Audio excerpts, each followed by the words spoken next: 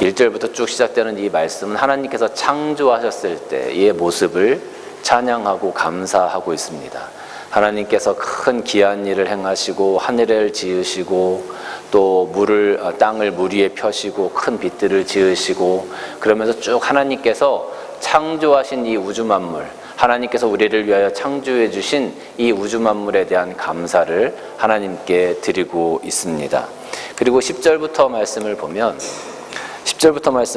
출애굽하는 이스라엘에 대해서 감사합니다. 그리고 가나안 땅에 들어가는 이스라엘에 대해서 감사합니다. 하나님께서 이스라엘 백성들의 부르짖음을 들으시고 출애굽시키셔서 하나님의 백성 삼으시고 인도하셔서 홍해를 가르시고 이스라엘을 인도해내신 그 하나님에 대해서 감사하는 모양을 가지고 있습니다. 그리고 후반절에 들어가게 되면 20절 이렇게 들어가게 되면 가나안 땅에 들어가서 이제 그 가나안 땅을 정복해 나아갈 때 하나님께서 그 전쟁에서 이기게 하시고 그 땅에 정착하게 하신 그 하나님의 은혜를 감사하고 있습니다. 그리고 23절부터 이렇게 쭉 보게 되어지면 구원의 하나님에 대해서 이야기를 하고 있어요. 우리를 비천한 가운데 기억해 주신 이에게 감사하라. 그 인자하심이 영원하미로다. 또 우리를 우리 대적에게서 건지신 이, 이렇게 지금 이야기를 하고 있죠. 성경학자들은 이 구절을 이스라엘 백성들이 바벨론 포로로부터 돌아온 그것에 대한 감사라고 보통 해석을 합니다. 바벨론 포로로 있을 때 그들이 비천했고 그들의 대적 가운데 사로잡혔었고, 그런 가운데서 하나님께서 그들을 70년 후에 다시 돌아오게 하셔서 그 이스라엘 성벽을 재건케 하시고 하나님께서 다시 이스라엘 백성들을 강성케 하신 그 모습을 이스라엘 백성들이 감사하는 감사시다라고 이렇게 해석을 하고 있습니다.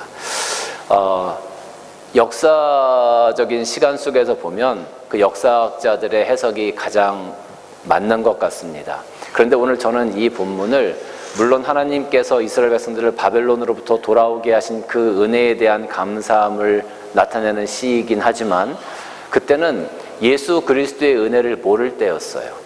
그러니까 그들 역사 가운데 하나님께서 행하신 것에 대한 감사함을 이 시편을 통해서 하나님께 찬양하고 있었던 겁니다. 그런데 오늘날 우리는 이 마지막 부분의 이 감사함을 우리의 대적 사탄에서, 우리의 대적 죄 가운데 우리를 구원해 주신 예수 그리스도의 은혜에 대한 감사의 시로 해석하는 것이 더 마땅하지 않을까 하는 생각이 듭니다.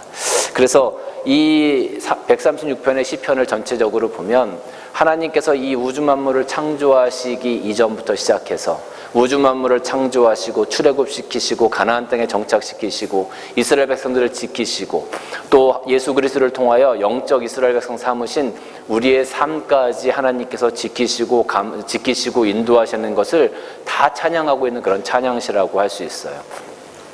25절 말씀 보면 모든 육체에게 먹을 것을 주신 이에게 감사하라. 또 이 모든 것들을 베푸신 하늘의 하나님께 감사하라. 이렇게 마무리를 하고 있습니다. 오늘날 우리가 이 땅에서 살아갈 수 있도록 우리에게 은혜를 베푸신 하나님께 감사하라라고 이야기를 하고 있는 것이죠. 그러니까 어떤 상황 가운데서든지 하나님께 감사하는 것을 잊지 말고 살아가야 한다라는 것을 우리들에게 이야기해 주고 있는 겁니다. 우주가 창조되기 이전부터 오늘날에 이르기까지 모든 일들에 대하여 하나님께 감사하라라고 지금 이야기를 하고 있어요. 하나님께 감사하는 것이 참 쉬운 것 같으면서도 때로는 참 쉽지 않은 것 같기도 해요. 나도 감사하고 싶은데 내 마음 가운데 감사가 잘 안 될 때도 있고 그런 경우들이 분명히 있습니다. 그런데 오늘 시편은 그 모든 부분에 대해서 너희가 어떤 상황 가운데 있든지 간에 하나님께 감사하는 것이 중요하다라고 우리들에게 이야기를 해주고 있습니다. 1600년대에 영국에서 기독교인들에 대한 개혁교인들에 대한 그런 핍박이 있었습니다. 그때 하나님께 순수하게 신앙을 지키고자 했었던 사람들이 청교도라는 사람들이 있었어요. 그들이 그 핍박을 피해서 정말로 그들의 믿음을 지켜 나아가고자 그들이 배를 타고 미국으로 신대륙으로 이주하게 되어집니다. 약 102명의 청교도들이 메이플라워를 타고 신대륙으로 이동하게 되어지는데 그 신대륙으로 가는 그 항해길에서 얼마나 그 배 안에서의 환경이 열악했겠습니까? 그러니까 질병도 있었고 뭐 여러 가지 그런 부분들이 있었겠죠. 한 사람이 죽고 또 한 아이가 태어나는 그러한 은혜도 있었습니다. 그들이 플리머스라는 항구에 도착해서 그들이 신대륙에 도착해서 그 도착한 곳을 플리머스라고 명명했습니다. 그 플리머스라고 하는 그 항은 자기들이 출발했던 그 고향의 항구의 이름을 따서 도착한 항구의 이름을 지었던 겁니다. 그들이 신대륙에 도착했을 때 그때는 11월 달이었습니다. 신대륙에 도착했을 때 11월 달이었다라고 하는 것은 우리 한국의 11월 달 겨울을 생각하시면 될 것 같아요. 그러니까 그 11월 달에 아이들과 그 몇몇 가족들이 100여명의 청교도들이 도착을 했는데 얼마나 춥고 얼마나 황량했겠습니까? 누구 하나 그들을 맞아주는 사람도 없었을 겁니다. 집이 준비되어진 것도 아니었습니다. 모든 것 하나하나 시작해 나가야 되는 그런 단계였습니다. 아마 그 추운 겨울밤에 텐트를 치고 그들은 버텨야만 했었을 겁니다. 그들이 그렇게 도착해서 11월 달부터 1월, 2월 지나는 동안에 그 겨울철 동안에 아마 그들은 많은 추위와 배고픔 그리고 그 풍토병과 싸워야 했을 겁니다. 결국 그 한 해의 겨울을 넘기지 못하고 약 절반 이상의 사람들이 숨을 거두게 됩니다. 나머지 사람들도 온전했던 것들은 아니었습니다. 기록을 보면 절반의 사람이 죽고 나머지 사람들도 병에 걸려서 다 힘들어하고 사경을 헤매고 있었습니다. 그 중에 약 5명에서 6명 정도만 그래도 그 건강한 모습을 가지고 있어서 그 대여섯 명의 사람들이 나머지 사람들을 케어하고 음식도 구해오고 땔감도 구해오고 하면서 그 겨울을 넘겼다라고 기록하고 있습니다. 얼마나 힘들었겠습니까? 마땅히 거처할 곳도 없었고 추위와 싸우면서 배고픔과 싸우면서 또 병마와 싸우면서 또 그 당시에 만약에 그들이 갔다고 하면 우리가 잘 아는 그 인디언들의 어떤 원주민들과의 어떤 갈등도 있었을 겁니다. 그런 여러 가지 일들 가운데 그들이 거기서 견뎌내기가 쉽지 않았을 것입니다. 그럼에도 불구하고 그들은 하나님에 대한 믿음을 가지고 그 땅에 도착한 것을 후회하지 않았습니다. 그리고 하나님께 오히려 감사하는 마음을 가지고 믿음을 가지고 그 어려운 난관의 시간들을 견뎌냈습니다. 하나님께서 나에게도 우리에게도 이 어려운 11월, 12월, 1월, 2월이 지나가고 나면 3월에 따뜻한 봄날을 주실 거라는 기대를 가지고 그들은 버텨냈습니다. 그리고 마침내 하나님께서 주신 봄이 왔습니다. 그래서 그들은 밖에 나가 땅을 개척하고 씨앗을 뿌리고 곡물들을 키우기 시작했습니다. 그리고 가을이 되어서 그 모든 곡물들을 추수한 후에 하나님께 가장 좋은 것으로 먼저 가져와 예배 드렸습니다. 하루 종일 하나님께 예배드리고 시편을 낭송하고 시편을 외워가고 시편으로 찬양하면서 하나님께 먼저 그 하루를 보냈습니다. 그리고 나서 이튿날은 모든 사람들이 모여서 함께 파티하고 즐거운 시간을 가졌습니다. 그때 그들이 잡았던 칠면조와 그들이 먹었던 호박들이 오늘날 여전히 미국인들의 식탁의 전통으로 남아있게 된 것입니다. 제3일째는 그 주변에 있는 원주민들을 초대해서 함께 음식을 나눴다라고 기록하고 있습니다. 사랑하는 성도 여러분, 청교도들의 삶이 참 어려웠습니다. 참 어려웠지만 그들은 그 어려움 가운데 믿음을 지키며 하나님께 감사하는 것을 잊지 않았습니다. 그래서 그들의 그러한 믿음의 전통이, 그런 감사의 전통이 오늘날 추수감사절로 자리 잡게 된 것입니다. 감사하는 게 참 어렵죠. 만약에 청교도들이 감사함을 잃어버렸다면 오늘날 이런 추수감사제의 이 축제는 아마 존재하지 않았을 겁니다. 하나님께서 우리에게 주신 삶을 되돌아보면 우리 역시 감사할 것이 참 많이 있습니다. 그럼에도 불구하고 우리는 힘들다고 불평하고 때로는 내가 힘들고 내가 죽을 것 같고 내가 모든 것을 잃어버린 것 같고 내가 돈을 가진 것도 없고 남이 나를 알아주지도 않고 내 삶 가운데 기쁨도 없고 내 마음대로 되는 것이 하나도 없고 최선을 다해도 형편이 나아지지 않고 계속 다람쥐 쳇바퀴 돌듯이 반복되어지는 삶 가운데 끝없이 반복되어지는 그 굴레에 갇힌 느낌, 그래서 우리는 낙심하고 우리는 좌절하고 감사의 제목들을 잃어버리게 되어집니다. 그런데 여러분, 오늘 우리가 살아가는 이 삶이 청교도들이 그 1600년대에 살아갔던 삶보다 더 절박할까요? 저는 그렇지 않다고 생각합니다. 우리는 참 행복한 사람들입니다. 우리는 정말 많은 것들을 누리고 있습니다. 예전에 청교도들이 목숨을 내놓고 영국으로부터 신대륙에 왔고 그 11월 달에 매서운 추위와 배고픔과 풍토병과 싸워가면서 이 추수감사절을 세워갔던 그들의 삶에 비하면 우리들의 삶은 너무나 행복하고 너무나 편안한 삶을 지금 살아가고 있는 것 아니겠습니까? 그럼에도 불구하고 그들은 하나님에 대한 믿음과 감사를 지켜갔어요.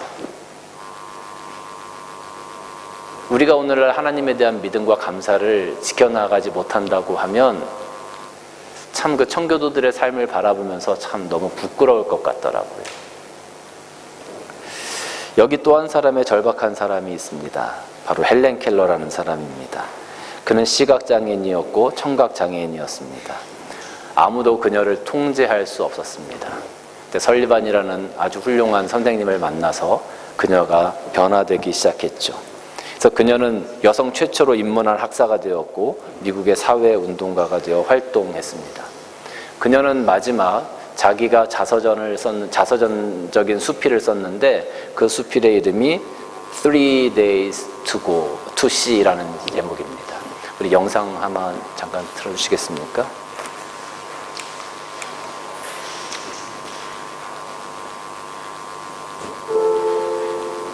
헬렌 켈러의 3일만 볼 수 있다면. 헬렌 켈러의 자서전 4일만 볼 수 있다면에서 그녀는 이렇게 말씀하셨습니다.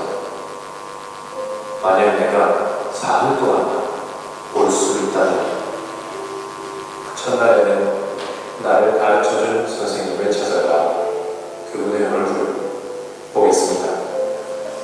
그리고 산을 가서 아름다운 꽃과 풀을 보고 석양의 빛나는 노을을 보고 싶습니다. 둘째 날에는 새벽에 일찍 일어나 먼 동트는 모습을 보고 싶습니다.